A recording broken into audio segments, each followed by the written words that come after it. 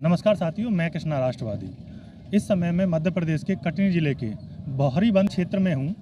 यहाँ पर काफ़ी किसान इकट्ठा हैं और किसानों को देख कर मुझे लगा कि शायद किसानों को यहाँ पर इतने लोग इकट्ठा हैं क्यों हैं और क्या इस क्षेत्र की सबसे बड़ी समस्या है, कैसा क्षेत्र में विकास है, हम उसी चीज़ पर निकले हैं। तो हमारे साथ में यहाँ पर किसान हैं। हम यहाँ की जो हकीकत जानना चाहते हैं कि क्या यहाँ पर किसानों को कुछ समस्या है या कुछ भी समस्या नहीं है, या बहरी वन क्षेत्र में क्या क्या होना चाहिए। किसानों को पानी नहीं मिल पाता है और कोई साधन नहीं है, तालाब वगैरह के साधन नहीं है, नहर वगैरह के साधन नहीं है।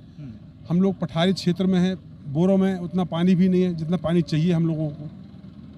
पथरीला इलाका है, तो कोई ऐसा तालाब बने तो जैसे मान लो नर्मदा नहर का जो पानी है, ये अपना बरगी टैंक, उसका पानी अगर ये सिलनाबाद से होके और इस तरफ लिफ्ट द्वारा पानी दे दिया जाए तो पूरा पठार क्षेत्र हरा भरा हो जाएगा। जी, अभी हम जैसे रास्ते में आ रहे थे तो एक महिला थी, उनके सर पे स्टील के बर्तन थे। एक मतलब वो था बर्तन, फिर उसके ऊपर एक और बर्तन, उसके ऊपर एक और बर्तन। शायद राजस्थान में जिस तरीके से होता है उसी तरीके से। जी, मिनी राजस्थान।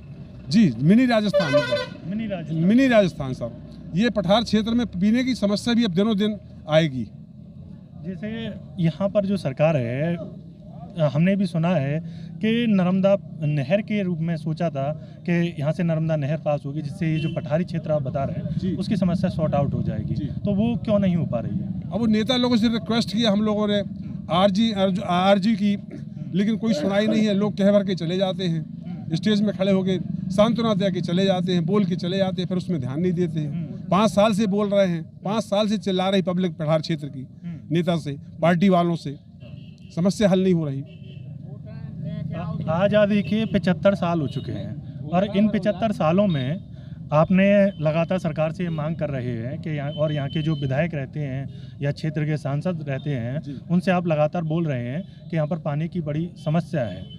तो जब वो आते हैं आप लोगों के बीच में वोट मांगने के लिए, जब वो आते हैं तो आप लोग रखते हैं या फिर जो वोटों को आप भी थोड़ा लोभ में आकर के, चाहे जिस तरीके से वो वादे करते हैं उसमें आकर के आप वोट दे देते हैं? वादा करते हैं वो लोग, बोलते हैं बस काम लगने वाला है, आप चुनाव हो जाने दो, सरकार बन जाने दो, सरकार बनने के बाद में आपकी मांग पूरी की जाएगी, नहर आएगी आपकी। नहर का सर्वे भी कराया, नहर का आने का बताया भी उन्होंने, बोले फिर बाद में वो बोले कि आपके टैंक में पानी आएगा, कूलेंट टैंक में, तो आपको पानी पीने को मिलेगा, लेकिन फसल को नहीं मिल पाएगा, ये बोलते हैं।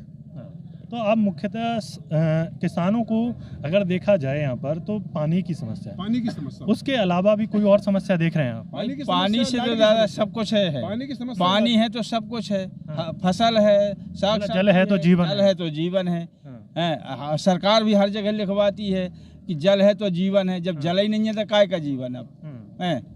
कितना किलोमीटर तक अगर जैसे पानी है, जो हैंडपंप है, जो महिलाएं जो पानी लेकर के आ रही हैं, कितना दूरी से लाना पड़ता है उनको पानी? अरे बहुत दूर दूर से 1-1 किलोमीटर तक से लाना पड़ता है पानी 1-1 किलोमीटर, 2-2 किलोमीटर, और गर्मी के टाइम पे 2-2, 3-3 किलोमीटर से।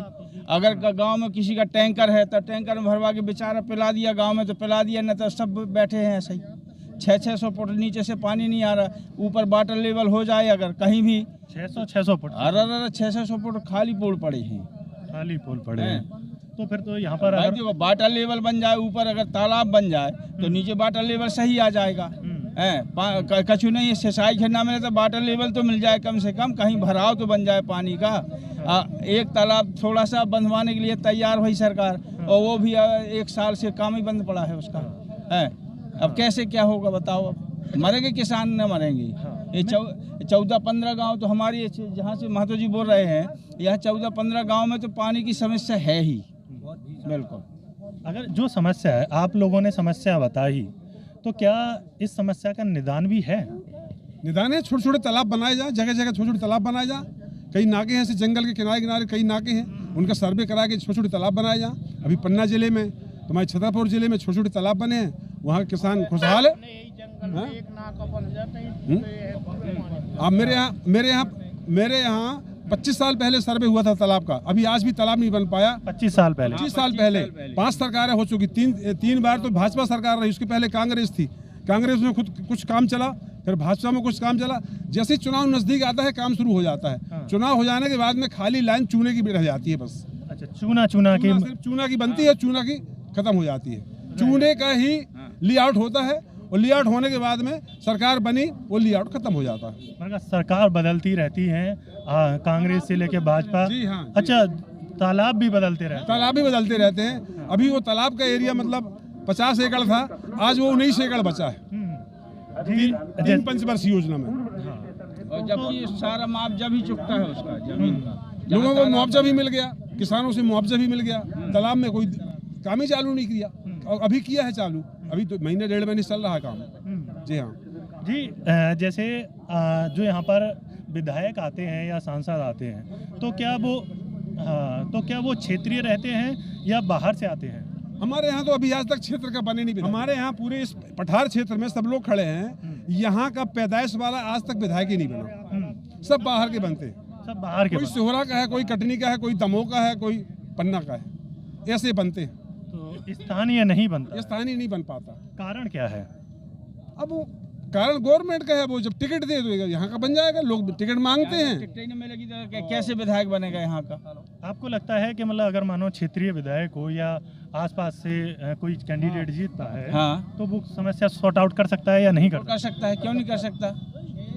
क्यों नहीं कर सकता? क्षेत्रीय होना चाहिए। क्षेत्रीय अगर विधायक हो, गाँव की गली, हाँ, गाँव की गली गाँव के अंधे को मालूम रहती है। हाँ। बाहर क्या जाने वो क्या है आपको प्रॉब्लम। आपको तो पूछना पड़ेगा कि हम कहाँ से चले वीआईपी बड़े बड़े लोगों के लड़के बनते हैं विधायक, उनको क्या मालूम कि गरीबी क्या होती है, मेहनत क्या होती है, और इस एरिया का क्या प्रॉब्लम है, क्या सुविधाएं हैं, वो आके बोल जाते हैं।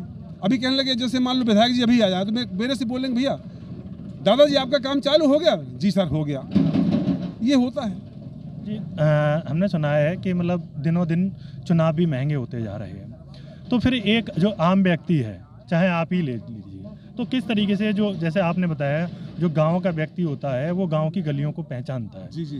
तो फिर क्या ऐसा होता है कि पूरे क्षेत्र में कुछ रोष रहता है कि कोई बाहर से जब विधायक या कोई लड़ने के लिए आता है, तो क्या कोई यहाँ से क्षेत्रीय भी लोग खड़े होते हैं? जी हाँ, 2-5 लोगों को खड़ा कर देते हैं, वो वोट को डिस्टर्ब कर देते हैं।